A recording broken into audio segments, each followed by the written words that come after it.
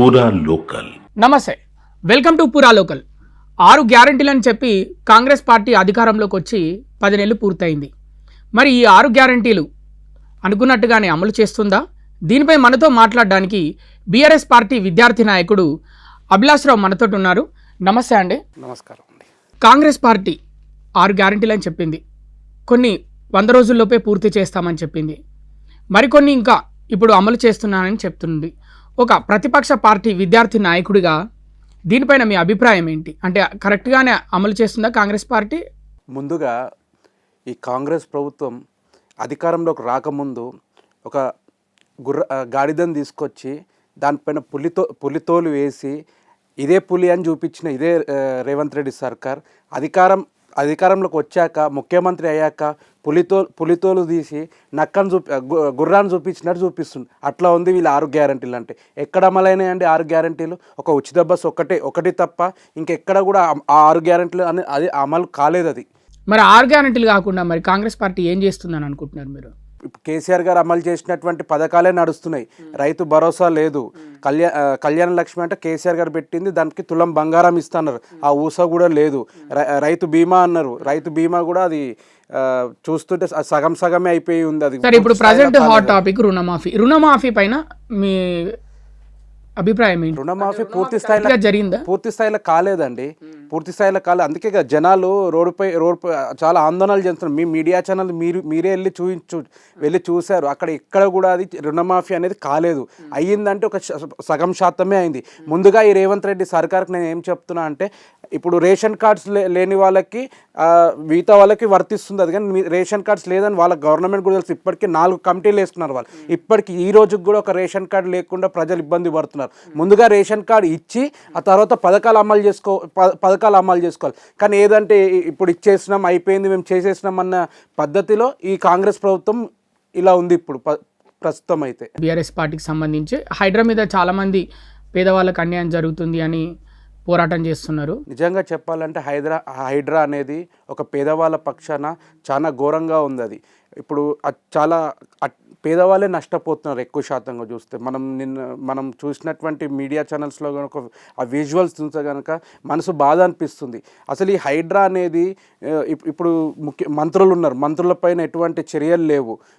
అదేవిధంగా వాళ్ళ తమ్ముడిది కూడా ఉంది. నిన్న మొన్న మా నాయకుడు హరీష్ రావు గారు కూడా చెప్పారు, నీ ఇల్లు కూడా ఉన్నది ఒక చెరువులోనే ఉందని చెప్పి.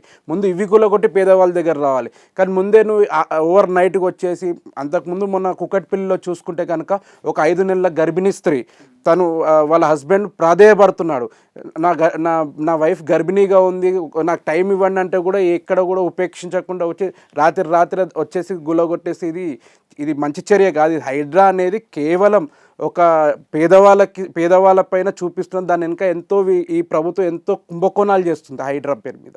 హైడ్రా ద్వారా కాంగ్రెస్ పార్టీ బీఆర్ఎస్ నాయకుల్ని, అంటే కాంగ్రెస్ గవర్నమెంట్ బీఆర్ఎస్ నాయకుల్ని టార్గెట్ చేసిందని మీరు అనుకుంటున్నారా? డెఫినెట్లీ అండి, డెఫినెట్లీ చేశారు వాళ్ళు. అంటే ఏ విధంగా చెప్తున్నారు? ఇప్పుడు హైడ్రా అనేది మనం బీఆర్ఎస్ వాళ్ళే ఏదో అపోహ సృష్టిస్తున్నట్టుగా, బీఆర్ఎస్ నాయకులే దాన్ని ఏదో ప్రచారం చేస్తున్నట్టుగా.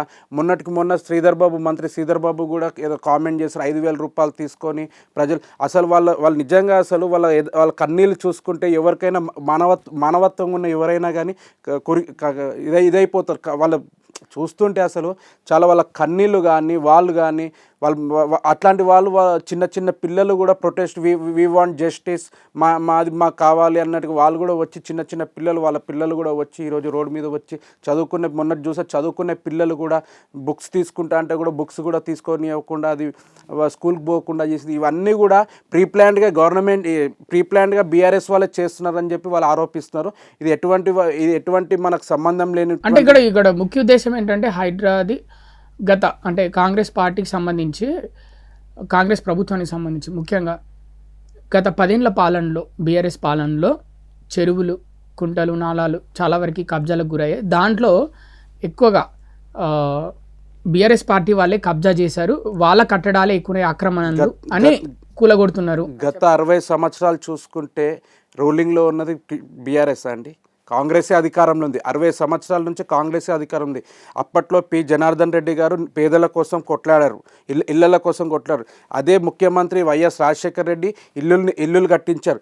ఇప్పుడున్న కాంగ్రెస్ ముఖ్యమంత్రి ఏం చేస్తున్నారు? నిరుపేదల ఇల్లులు కూలుస్తున్నారు. అంటే గత ప్రభుత్వంలో వాళ్ళే పర్మిషన్లు ఇచ్చారు, వాళ్ళే చేస్తారు. మా నాయకుడు కేసీఆర్ గారు కూడా ఎటువంటి కట్టినా కానీ మేము దాన్ని ఉపేక్షించామని చెప్పారు, అంతేగాని ఎటువంటి చర్యలు తీసుకోకపోయినా కానీ ఈరోజు రేవంత్ రెడ్డి అనే వ్యక్తి ఏం చేస్తున్నాడంటే మొత్తం నిరుపేదల మీద పడిపోతున్నాడు. నిరుపేదల మీద పడిపోయి మొత్తం వాళ్ళ ఇల్లులు కూలగొట్టి తనకి ఇష్ట రాజ్యంగా ఈ ప్రభుత్వం రాక్షస పాలనగా ప్రభుత్వాన్ని నడుపుతున్నాడు. రాక్షస పాలన అంటే ఏమంటే ఎవరి మీద నన్ను దాడులు చేసిందా కాంగ్రెస్ ప్రభుత్వం? దాడులు అంటే పేదల మీద జరుగుతున్న దాడులే అంటారండి. ఇప్పుడు హైడ్రా రూపంలో జరుగుతున్నటువంటి దాన్ని దాడులే అంటారు. దాన్ని పేదలపైన వాళ్ళు ప్రాధేయపడుతున్నా కానీ ఎటువంటి కనికరం లేకుండా ఈ రాక్షస పాలన నడుస్తుంది కాబట్టి అది పేదలపైన చేస్తున్న హైడ్రా రూపంలో దాడే అంటారు దాన్ని. అది ఈ హైదరాబాద్ని సుందరీకరణలో భాగంగా అంటే ఇటు ఐటీ ఇండస్ట్రీకి సంబంధించి అటు మిగతా ప్రాంతాలలో అంటే భారీ కట్టడాలు వీటి మీద పెట్టిన దృష్టి హైదరాబాద్లో భారీ వర్షం వచ్చినప్పుడు అంటే దాని నుంచి కాపాడుకోవడానికి ఆ వరదలు, రోడ్లపైన వచ్చిన వరదలు, వీటి నుంచి కాపాడుకోవడానికి బీఆర్ఎస్ పార్టీ 10 ఏళ్ల కాలంలో ఏం చేయలేదని కాంగ్రెస్ ప్రభుత్వం ఈ హైడ్రాని ముందుకు తీసుకొచ్చింది అని వాళ్ళు అంటున్నారు. ఇప్పుడు వర్షాలు పడితే ఒక హైదరాబాదే కాదండి, చెన్నైలో ఉంటుంది, బెంగళూరులో ఉంటుంది, యాజ్ వెల్ as న్యూయార్క్లో ఉంటుంది, ప్రతి చోట ఉంటుంది. అటువంటిది మన హైదరాబాద్లో కేటీఆర్ గారు మంత్రిగా ఉన్నప్పుడు తను తీసుకున్నటువంటి చర్యల్లో కానీ తను తీసుకున్నటువంటి కొన్ని డిపార్ట్మెంట్స్ ఏర్పాటు చేసి ఈరోజు సగానికి సగం చూసుకుంటే ఎక్కడ కూడా హైదరాబాద్లో వర్షపు నీళ్ళు లేకుండా ఎంతో కంట్రోల్ చేసింది బీఆర్ఎస్ ప్రభుత్వమే. కానీ ఈ బీఆర్ఎస్ ప్రభుత్వం ఎంత చేసిందని హైదరాబాద్కి కేవలం ఈరోజు హైడ్రా కూడా చూసుకుంటే కేవలం ఒక్క సీటు కూడా హైదరాబాద్లో రాని పక్షాన ఈ ముఖ్యమంత్రి రేవంత్ రెడ్డి ఈ హైదరాబాద్ ప్రజలపైన కక్ష సాధింపుతోటి ఇటువంటి చర్యలు చేస్తున్నాడండి. అంటే కక్ష సాధింపు చర్యగా హైడ్రా తీసుకొచ్చాడు హైదరాబాద్లో. కక్ష సాధింపుగానే జరుగుతున్నట్టు. ఇప్పుడు ముఖ్యమంత్రి రేవంత్ రెడ్డి గారు తన ప్రజలకు ఏం చేశాడండి? ఏం చేయలేదు. ప్రజలకి చేసింది ఏం లేదు. కేవలం తను ముఖ్యమంత్రి అయినప్పటి నుంచి రివెంజ్ పాలిటిక్స్.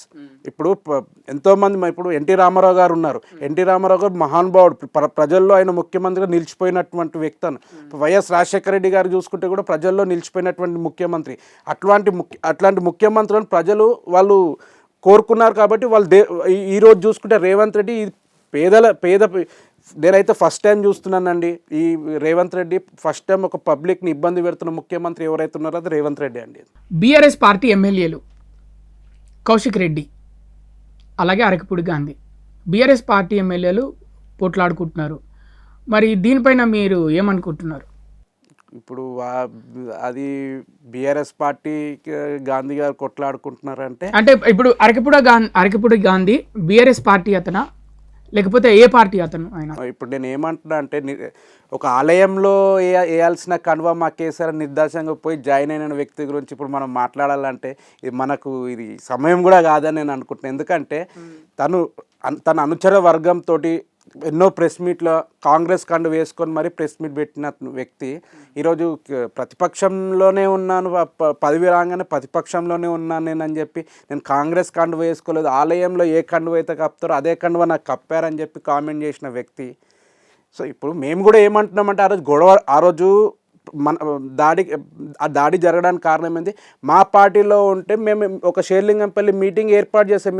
అంత బందోబస్తు ఎందుకు ఇచ్చారండి? మరి ఇదే కౌశిక్ రెడ్డి గారికి ఇవ్వలేదు, మరి అతని ఇంటి దగ్గర ఎందుకు అంత బందోబస్తు ఇచ్చారు? మరి అంటే ముందు ప్లాన్ లో భాగం దీని పక్షాన చూసుకుంటే అతను కాంగ్రెస్ పార్టీయా లేదా బీఆర్ఎస్ పార్టీయా ప్రజలకు తెలుసు. అది ప్లాన్ ప్రకారమే కౌశిక్ రెడ్డి పైన ఇక్కడ ఎటువంటి ప్లాన్ లేదండి. ఇక్కడ ఎటువంటి ప్లాన్ లేదు. మీరు చూసుకున్నట్టయితే కౌశిక్ రెడ్డి ఉన్న జాగలో కౌశిక్ రెడ్డి ఉన్న ప్లేస్లో అతను వచ్చాడు, అతనున్న ప్లేస్లో కౌశిక్ రెడ్డి వెళ్ళలేదు కదండి. సో ఇది ఏ విధంగా మనం ప్లాన్ అని అనుకుంటామండి?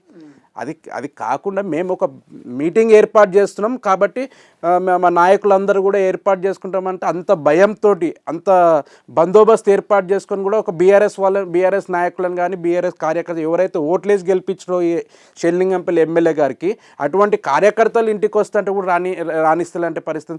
మొత్తం చూసుకుంటే మొత్తం కాంగ్రెస్ నాయకులు ఉన్నారు. దీన్ని బట్టి చూస్తే అతను కాంగ్రెస్లో చేరాడా లేకపోతే చేరలేడా అనేది పబ్లిక్ తెలుసు. అది కౌశిక్ రెడ్డి చేసిన వ్యాఖ్యలు ఏంటంటే ఆంధ్ర వాళ్ళు ఆంధ్ర వాళ్ళు మీరు బతకనీకి వచ్చారు, మీకు ఎందుకు అంత పొగరు, ఇక్కడ మాపైనే దౌర్జన్యం చేస్తారా? సెటిలర్స్ ఆంధ్ర వాళ్ళు అసలు ఫస్ట్ ఆఫ్ ఆల్ సెటిలర్స్ అనే మాటనే తీసేయాలండి మీరు. సో ఇప్పుడు ఇది పార్టీ మీద ఏమన్నా ప్రభావం చూపే అవకాశం ఉందా ఆ పదం, ఆంధ్ర వాళ్ళు అనే పదం? మళ్ళీ వాస్తవంగా మాట్లాడాలంటే కౌశిక్ రెడ్డి గారు ఎక్కడ కూడా బతికొచ్చిన వాళ్ళు అని ఎక్కడ కూడా విమర్శించలేదు అతను. ఒక మనిషి సహజంగా ఇప్పుడు ఒక ప్రాంతం నుంచి ఇంకో ప్రాంతం నీదెక్కడ నాదెక్కడ అనేది మన ఆటోమేటిక్గా చిన్నగా వస్తుంది. కాకపోతే ఏంటంటే తను ఒక మాటగా నువ్వు ఎక్కడి నుంచో వచ్చి ఇక్కడ ఏంది అన్నట్టుగా ఒక మాట తీస్తాడు. కానీ ఇక్కడ ఎటువంటి ఆంధ్ర తెలంగాణ విభేదమే లేదు. అట్లా అనుకుంటే కేసీఆర్ గారు ప్రభుత్వంలో ఉన్నప్పుడు ఏ ఒక్క ఆంధ్ర వాళ్ళపైన దాడి జరిగిందా అండి? చాలామంది కేసీఆర్ గారిని విమర్శించిన నాయకులు కూడా ఈరోజు కేసీఆర్ గ్రేట్ అని అంటున్నారు. మేము ఒక రాష్ట్రంగా విడిపోయాం, అన్నదమ్ముల్లా కలిసే ఉన్నాం మేము. సో ఈ ఆంధ్ర తెలంగాణ అనేది ఈ కేసీఆర్ గారు ఉన్నప్పుడు అయితే ఎప్పుడు కూడా 10 ఏళ్ళలో మీకు ఎక్కడైనా కనిపించిందా అండి ఒక్కసారన్నా? కానీ ఆంధ్ర తెలంగాణ అనేది ప్రతి ఒక్క సోదరుడు ఇప్పుడు ఒక లైట్ బల్బ్ వేస్తే ఆ ఫోకస్ ఓన్లీ తెలంగాణ వాళ్ళ మీద పడాలని కేసీఆర్ ప్రభుత్వం లేదండి. ఆ లైట్ ఫోకస్ ఆంధ్ర సోదరుల పైన ఉంది, అదే లైట్ ఫోకస్ తెలంగాణ వాళ్ళ పైన ఉంది, అదే లైట్ ఫోకస్ ఇతర నుంచి బీహార్ నుంచి మధ్యప్రదేశ్ నుంచి ఒరిస్సా నుంచి వచ్చిన వాళ్ళపైన కూడా ఉంది. సో నేను ఏమంటున్నా అంటే ఈ తెలంగాణ ఆంధ్ర ఫీలింగ్ అనేది అది ఎక్కడ కూడా ప్రస్తావించలేదు. కాకపోతే అంటే నువ్వు ఎక్కడనో నుంచి వచ్చి ఇక్కడ ఏంది నీది అన్న కాన్సెప్ట్ కోణంలో పోయింది, అంతేగాని దీన్ని తెలంగాణ ఆంధ్ర పంచాయతీగా చూడొద్దు. అట్లా అనుకుంటే మా బీఆర్ఎస్ నాయకులు మేము కూడా తెలంగాణ ఆంధ్ర అన్నట్టుగా మేము కూడా కొట్లాడుంటే ఇలా హైదరాబాద్లో మారణఖండం అవుతుండే. అక్కడ ఎక్కడ కూడా మా నాయకులు కానీ మేము కానీ ఎవరు కూడా ఆ పంచాయతీ మాకు వద్దు. ఎందుకంటే అయిపోయింది, రాష్ట్రం విడిపోయింది. ఆంధ్ర సోదరులు కూడా వాళ్ళు చైతన్యవంతులు, వాళ్ళు కూడా ఏమి తక్కువ కాదు, వాళ్ళు కూడా మంచి చైతన్యవంతులు, వాళ్ళు కూడా ఇక్కడ ఎన్నో ఏళ్ళ నుంచి స్థిరపడినటువంటి సోదరులు ఉన్నారు. ఎవరి పని వాళ్ళదండి, పొద్దున్న లేస్తే ఎవరి పని వాళ్ళది, ఎవరి పని వాళ్ళు చేసుకుంటాం. రాష్ట్రం విడిపోయింది కానీ అన్నదమ్ముల్లా కలిసే ఉన్నాం ఇప్పుడు కూడా తెలంగాణలో మేమందరం కూడా. బీఆర్ఎస్ పార్టీ హవా తగ్గిపోయింది తెలంగాణ రాష్ట్రంలో, అందుకే మళ్ళీ సెంటిమెంట్ రగిల్చే ప్రయత్నం చేసింది కౌశిక్ రెడ్డి ద్వారా, ఆ వ్యాఖ్యలు చేపించింది అధిష్టానం అని అంటున్నారు. లేదు, బీఆర్ఎస్ హవా అనేది ఎక్కడ తగ్గిందండి? ఎక్కడ తగ్గింది? ఈరోజు చూసుకుంటే మన హైడ్రా బాధితులందరూ భవన్ నిండిపోయిందండి హైదరాబాద్ బాధితులతోటి. అది బీఆర్ఎస్ది ఎప్పుడు హవా తగ్గదు. బీఆర్ఎస్కి ఉంటే తెలంగాణ రాష్ట్రాన్ని సాధించినటువంటి బీఆర్ఎస్ పార్టీ ఎప్పుడు కూడా పబ్లిక్లో హవా తగ్గదు. అది పబ్లిక్లో ఉంది. కాకపోతే అక్కడక్కడ రేవంత్ రెడ్డి ముఖ్యమంత్రి చేసినటువంటి ఈ 420 హామీలు ఏవైతే ఉన్నాయో హామీలకు ప్రజలు నష్టపోయారు. అక్కడ ముఖ్యంగా చూసుకుంటే ఒక హైడ్రాది అయినా కానీ ఇప్పుడు హైడ్రాకి వస్తే ఒక నిరుపేద వ్యక్తికి వాళ్ళకి ఏముంటుందంటే ఒక కళ ఏంటంటే ఒక చిన్న మధ్యతరగతి అయినా నిరుపేదలను ఒక సొంత ఇల్లు కట్టుకోవాలి, రూపాయి కూడబెట్టుకొని ఒక ఇల్లు కట్టుకోవాలని ఒక మానవ కోణంలో వాళ్ళు ఉంటారు. అలాంటి ఇల్లులు కూల్చేస్తున్నటువంటి నిరుపేదలు ఈరోజు తెలంగాణ భవన్లు ఉన్నారండి అందరూ. కాకపోతే అంటే బీఆర్ఎస్ హవా ఎక్కడ ఉండదు. మా మంత్రులు, మా ఎమ్మెల్యేలు అందరూ కూడా క్షేత్రస్థాయిలో ప్రజలతో ఉంటున్నారు, ప్రజల దగ్గర పనిచేస్తున్నారు. బుల్డోజర్ వస్తే బుల్డోజర్ కన్నా ముందే మేము ఉంటామని కేటీఆర్ ప్రెస్ మీట్లో చెప్పాడు కదా. ఇప్పుడు మూసీ నది పరివాహక ప్రాంతంలో ఎవరైతే పేదల ఇండ్లు కూల్చే ముందు బుల్డోజర్లు మా మీదకి ఎక్కించాలి, వాడి బుల్డోజర్ల ముందు మేము పడుకుంటాం పేదల ఇండ్లు కూల్చకుండా అని కేటీఆర్ గారు ఒక సందేశం ఇచ్చారు అందరికి, పార్టీ శ్రేణులకు అందరికీ. మరి దానికి మీరు కట్టుబడి ఉన్నారా? రేపు 100% అండి. అదే కోణంలో ఉన్నాం కదా మేము. ఈరోజు మా కేటీఆర్ గారు ఏదైతే వాళ్ళకి హామీ ఇచ్చారో అట్లా మాట్లాడక మేమైతే ఏం లేం కదా. నిన్న పోయారు, ఈ రోజుకి ఇప్పుడు చూసుకుంటే కూడా ఇందాక ఒక న్యూస్ వచ్చింది. కాంగ్రెస్ నాయకులు కేటీఆర్ గారు కాన్వే పైన దాడి చేస్తారన్న ఇప్పుడే న్యూస్ వచ్చింది. అంటే వీళ్ళకి ఇంత భయం ఎందుకు? అంటే ప్రజల్లో మేము ఉన్నాము, ప్రజల్లో మా పార్టీ ఉంది, ఎక్కడ కూడా మా పార్టీ అనేది తగ్గలేదు, ప్రజల్లో ఉన్నాం కాబట్టి మొన్న అసలు వాస్తవం మాట్లాడాలంటే ఉద్యోగాలు అడిగితే అరెస్టులు, జర్నలిస్టుల పైన 6 గ్యారెంటీలు అమలు కాలేదని చెప్పి పబ్లిక్ దగ్గరికి వెళ్తే వాళ్ళపైన దాడులు, హైడ్రాకి అడ్డంగా నిలిచిన వాళ్ళపైన దాడులు, నిరుపేదలపైన ఈ దాడులన్నీ చూసుకుంటుంటే 100% కాంగ్రెస్ ప్రభుత్వం చేసినటువంటి దాడులే అని చెప్పుకోవచ్చు ఇవన్నీ. ఇప్పుడు మరి మీది ప్రజల్లో మీ పార్టీ ఉందని చెప్తున్నారు బీఆర్ఎస్ పార్టీ. మరి 2 సార్లు ముఖ్యమంత్రిగా చేసిన కేసీఆర్ ప్రజల్లోకి ఎందుకు రావట్లేదు? ముఖ్యమంత్రి గారు తొందర ఏముందండి, వస్తారు. ఇప్పుడు హరీష్ రావు కేటీఆర్ గారు వెనకాల ఏమన్నా ప్లాన్ ఉందా అంటే కేసీఆర్ మౌనమే సమాధానం చెప్తుంది రాబోయే రోజుల్లో. అంటే ఇది బయట జనాలు అందరు ఏమనుకుంటున్నారంటే కేటీఆర్ ప్లాన్ వేశాడు, వాళ్ళ ఫాదర్ని ఇప్పుడు ఎవరు పట్టించుకోవట్లేదు, అంటే కేసీఆర్ని ఎవరు పట్టించుకోవట్లేదు, ఇప్పుడు యువ నాయకత్వమే నడుస్తుంది తెలంగాణ రాష్ట్రంలో, అందుకే నేను ముందుండి నడిపిస్తా, మీరు ఇక మీ పని అయిపోయింది, మీరు ఇంట్లోనే ఉండండి అని కేటీఆర్ చెప్తేనే కేసీఆర్ ఇంట్లో నుంచి బయటికి రావట్లేదు అని అంటున్నారు. కేసీఆర్ లేనిది తెలంగాణ లేదు, తెలంగాణ లేనిది కేసీఆర్ లేడు. ఇదే తెలంగాణ రాష్ట్రంలో ఇప్పుడు అనుభవిస్తున్నట్టు ముఖ్యమంత్రికి జీవితం లేదు, తీసుకుంటున్న జీతము లేదు.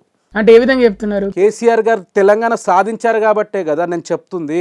ఇప్పుడు కేసీఆర్ గారు గలం పార్లమెంట్లో వినిపించింది కాబట్టి ఇవాళ తెలంగాణ రాష్ట్రం స్వప్నం సాకాలం అయింది కాబట్టి నేను అంటుంది ఏంటంటే, ఇప్పుడు కేసీఆర్ గారిని విమర్శించిన నాయకులందరూ కూడా ఒకరు సెంట్రల్ మినిస్టర్ అయ్యారు, ఒకరు ముఖ్యమంత్రి అయ్యారు, ఇంకా కొంతమంది చూసుకుంటే ఎమ్మెల్సీలు అయ్యారు.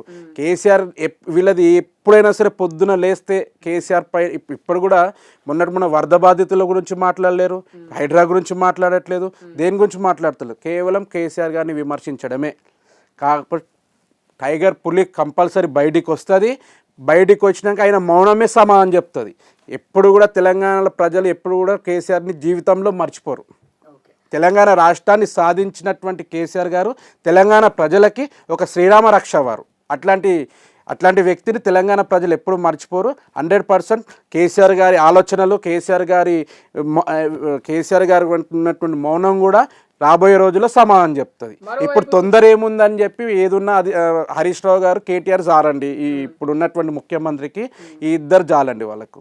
మరి మరోవైపు ఏమంటున్నారంటే కేసీఆర్ ఎందుకు బయటికి రావట్లేదు అంటే ఫామ్ హౌస్ నుంచి కాళేశ్వరం ప్రాజెక్టులో అవకతవకలు జరిగినాయి, అలాగే ఫోన్ ట్యాపింగ్ కేసులో కూడా ప్రధానంగా కేసీఆర్ హ్యాండే ఉంది అని బయట వార్తలు వచ్చినాయి. అందుకే దానికి తగ్గట్టు దర్యాప్తులు కూడా కొనసాగనున్నాయా రానున్న రోజుల్లో, అందుకే కేసీఆర్ బయటికి రావట్లేదు ఫామ్ హౌస్ వదిలి అని అంటున్నారు. లేదండి, కాళేశ్వరంలో ఎటువంటి అవకతవకలు జరగలేదు. ఒక లార్జెస్ట్ ఇరిగేషన్ ప్రాజెక్ట్ కట్టిన ఘనత కేసీఆర్ గారిది. ఇప్పుడు ప్రభుత్వం మీదే ఉంది, ప్రభుత్వం అయితే మీదే ఉంది. మరి కాళేశ్వరంలో ఏం అవకతవకలు జరిగినాయో మీరు కమిటీ వేసి మీరే చెప్పండి. ప్రభుత్వం మీ చేతిలోనే ఉంది కదా. ఇప్పుడు ఫోన్ ట్యాపరింగ్ అని చెప్పి ఒక ఇష్యూ తీసుకొచ్చి అది baseless issue, that is the totally baseless topic. నన్ను అడిగితే కనుక అది కోర్టు పరిధిలో ఉంది, ఆ కోర్టు చట్టాలు డిసైడ్ చేస్తుంది అది ఏదున్నా కానీ. ఇప్పుడు ఒక ముఖ్యమంత్రి రిపోర్ట్ తెచ్చుకోవాలనుకుంటే పోలీసు వాళ్ళు ఫోన్ ట్యాపింగ్ చేసిరా లేకపోతే ఇంకొకరిని పట్టుకొచ్చారా, ఏది పట్టుకొచ్చారా, అది వాళ్ళ సీక్రెట్స్ వాళ్ళు ఉంటాయి కాబట్టి అది that is totally baseless topic అంటే అది ఆల్రెడీ కోర్టులో ఉంది, ఆ కోర్టులో ఉన్నదాన్ని నేను మాట్లాడలేను. కాళేశ్వరం విషయానికి వస్తే మాత్రం 100% that is the largest irrigation అండి అది కాళేశ్వరం. అట్లాంటి ఇరిగేషన్ ప్రపంచ మీడియా ఛానల్స్లో కూడా వచ్చిందండి ఇరిగేషన్ గురించి. అట్లాంటి ఇరిగేషన్ అవకతవకలు ఉంటే మీదే ఉంది కదా ప్రభుత్వము, మీరే ఉంది, ఒక ఎంక్వైరీ కమిషన్ వేయండి. లేనిపోని అపోహలు సృష్టించి లేనిపోని మాటలు సృష్టించి కేసీఆర్ గారిని బద్నాం చేయడానికే జరుగుతున్నటువంటి కుట్ర. కానీ ఎటువంటి కాళేశ్వరంలో మొన్నటికి మొన్న నేను ఒక విలేజ్కి వెళ్ళానండి. ఒక ముసలతను 40-50 సంవత్సరాలు చిన్నప్పటి నుంచి చూస్తున్నా, ఎండాకాలంలో కాలువల్లో నీళ్ళు చూడలేనన్నాడు.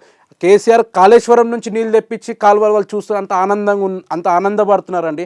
కేసీఆర్ గారు చేశారు, కానీ ఎటువంటి అవకతవకలు అనేది కాళేశ్వరంలో ఎటువంటి లేదు. ఒకవేళ ఉంటే మీదే ప్రభుత్వం ఉంది, మీరే ఎంక్వైరీ చేసి మీరే దాన్ని అది ప్రజలకు చెప్పండి. మరి ఇంకా కాంగ్రెస్ పార్టీ బీఆర్ఎస్ పార్టీ కుమ్మక్కయ్యాయి, వీళ్ళకి రియల్ ఎస్టేట్ దందాలు నడిపినట్టు వీళ్ళు కాంగ్రెస్ ప్రభుత్వాన్ని నడిపిస్తుంది. ఇటు ఆ రియల్ ఎస్టేట్ దందా అలవాటైన బీఆర్ఎస్ పార్టీ రెండు కుమ్మక్కై స్కామ్లు ఇలాంటి బయటికి రాకుండా బీఆర్ఎస్ పార్టీ ముడుపులు కాంగ్రెస్ పార్టీకి అధిష్టానానికి అంటే ముఖ్య నాయకులకు అందజేసింది. అందుకే ఎలాంటి స్కామ్లు, గొర్రెల స్కామ్లు అయినా, ఫోన్ ట్యాపింగ్ అయినా, కాళేశ్వరం అవకతవకలైనా, ఇంకా చాలా స్కామ్లు అంటే ఏవేవో వాళ్ళు ఆరోపిస్తున్నారు స్కామ్లు ఉన్నాయని బీజేపీ పార్టీ ఈ విధంగా ఆరోపిస్తుంది. బీజేపీ పార్టీ వాళ్ళు దీనిపైన మీ ఒపీనియన్ ఏంటి? ముఖ్యంగా మా బీఆర్ఎస్ పార్టీకి ఏ పార్టీతో సంబంధం లేదండి. స్కామ్లు అంటున్నారు, గొర్రెల స్కామ్లు అంటారు. అసలు కాంగ్రెస్ అంటేనే స్కామ్గ్రెస్. అది వాళ్ళు చేసినంత స్కామ్లు అంటే ఇది బీజేపీ వాళ్ళు ఆరోపిస్తున్నారు ఈ రెండు పార్టీల మీద. బీజేపీ పార్టీ అయినా సరే, ఇప్పుడు బీజేపీ పార్టీ కూడా ఎంతమంది ఉన్నారు ఇప్పుడు బీజేపీ పార్టీలో స్కామ్ చేసిన వాళ్ళు? ఎవరున్నారు? ఉన్నారు. వాళ్ళ పేర్లు ఎందుకు చేసేవాళ్ళు ఉన్నారు. చెప్పండి, పర్లేదు. నేను ఏమంటున్నా అంటే ఇప్పుడు బీజేపీ పార్టీ అన్నా కాంగ్రెస్ పార్టీ అన్నా మా పార్టీ ఎవరితో సంబంధం లేదు. మేము ఈ 10 ఏళ్లలో ఎటువంటి అవకతవకలు కూడా జరగలేదు. అది ప్రజలకు తెలుసు. ఎందుకంటే ఏదైతే కొంతమంది నాయకులు ఉన్నారో ఆ నాయకులు లేనిపోని అపోహలు సృష్టించి కేసీఆర్ పైన చేశారే తప్ప ఎటువంటి స్కాములు జరగలేదు. అట్లాంటి స్కాములు జరిగితే ప్రజలు ఎందుకు కేసీఆర్ని అడుగుతున్నారండి? సరే, కాంగ్రెస్ ని స్కామ్ గ్రేస్ అంటున్నారు కదా, ఇప్పుడు ఏమన్నా మరి కాంగ్రెస్ ఏమన్నా స్కాములు చేస్తుందా మీకు తెలిసి? ఎస్, ఇప్పుడు హైడ్రా రూపంలో జరుగుతున్నటువంటి వెనకాల వేల కుంభకోణాల స్కామ్ అదే అండి. రియల్ ఎస్టేట్ అన్నారు కదా, ఇప్పుడు మీరు రియల్ ఎస్టేట్ దండుకుంటున్నది అదే. ఇప్పుడు ఈ హైడ్రాని చూపించి బిల్డర్లను భయపడిచ్చే కోణంలో అదొక స్కామే అండి. అది అంటే బిల్డర్లను భయపెట్టించి వాళ్ళ దగ్గర నుంచి డబ్బులు వసూలు. 100% హైడ్రా అనేది ఒక స్కామ్. దాని వెనక జరుగుతున్నటువంటి కుంభకోణాలు అనేది ఒక నిన్న చూస్తే హైకోర్టు కూడా సీరియస్ అయిందండి. ఒక ఆఫీసర్ పైన, హైడ్రా ఆఫీసర్ పైన హైకోర్టు కూడా సీరియస్ అయింది. కమిషనర్ పైన అంటే చెప్తున్నాను, కమిషనర్ పైన సీరియస్ అయింది హైడ్రా. అంటే ఇది ఇమ్మీడియట్ వీళ్ళకి ఎటువంటి చర్యలు లేవు. వీళ్ళ ఇష్టానుసారంగా వీళ్ళ ఇష్ట రాజ్యంగా మమ్మల్ని వీళ్ళు చట్టాలని గౌరవిస్తలేరు. మా ఇష్ట రాజ్యంగా మేము చేస్తాం అంటే ముఖ్యమంత్రి దాని వెనకాల ఎంత పెద్ద శక్తి ఉందో, ఆ శక్తి వెనకాల ఎన్ని కుంభకోణాలు జరుగుతున్నాయి అనేది ప్రజలందరికీ తెలుసు అండి. అది కాబట్టి ఈ భారతదేశంలో ఈ కాంగ్రెస్ చేసిన స్కాములు ఏ పార్టీ చేయలేదండి. స్థానిక సంస్థల ఎన్నికలు రాబోతున్నాయి, ఏ విధంగా సన్నద్ధమవుతున్నారు? 100% మాకు హైదరాబాద్ ప్రజలు మా వెంటనే ఉన్నారండి. తప్పకుండా విశ్వాసంగా 100% బీఆర్ఎస్ పార్టీని వాళ్ళు ఆదరిస్తారు. తప్పకుండా ఈసారి బలియాపీఠం 100% బీఆర్ఎస్ కొట్టబోతుంది. ఇది 100%. ఎందుకంటే హైదరాబాద్ ప్రజలు మా వెంట ఉన్నారు. ఎందుకంటే ఈ 10 ఏళ్లలో హైదరాబాద్లో డెవలప్మెంట్ చూసారు వాళ్ళు. ఎవరికి కూడా ఎక్కడ కూడా చిన్న ఇబ్బంది కూడా కలగకుండా అందరినీ కూడా కేసీఆర్ గారు తన కడుపులో పెట్టుకొని కాపాడుకున్నటువంటి ప్రజలు అందరికీ తెలిసిందే అది. సో 100% మేము ఈసారి బలియాపీఠం 100% కైవసం చేసుకుంటాం. థ్యాంక్ యూ అభిలాష్ గారు. మా పూరా లోకల్ స్టూడియోకి వచ్చి మీ అభిప్రాయాలు, ప్రస్తుత గవర్నమెంట్ మీద మీ అభిప్రాయాలు చెప్పినందుకు థ్యాంక్ యూ సో మచ్.